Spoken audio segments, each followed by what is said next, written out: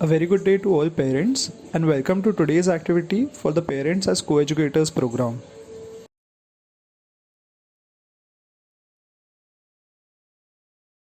Today's activity can be performed by the student as well as the parent simultaneously as it is beneficial for both of them. The first step is to sit in a comfortable position. You could sit on a chair or you could sit on the floor cross-legged. Next, make sure that your back is straight and your child's back is straight and place your hands on the knees in front of you or under your belly in the position shown in the presentation. We start this activity with a couple of deep breaths. Post that, breathe normally. You could give a count of 3 for breathing in, pause for a second, and then count down 3, 2, 1 for breathing out.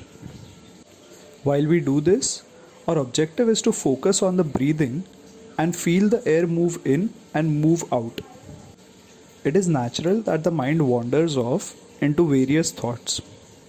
We do not try to stop these thoughts, we simply acknowledge them and divert our attention back to the breathing process. This is difficult initially, but with a couple of tries, you would be able to achieve it. Let us begin with the activity now. Ask the child to sit in a relaxed position. Next, ask them to smell an object. This could be any object, for example, a flower, a cookie, or a scent. Next, ask them to take a deep breath as they smell this object. Ask them to take a deep breath in with their nose and breathe out through their mouth. Repeat this for a couple of times. As they concentrate on the smell, ask them to identify how they feel as they smell the odor, and then focus their attention on this feeling. Now repeat this activity with another object.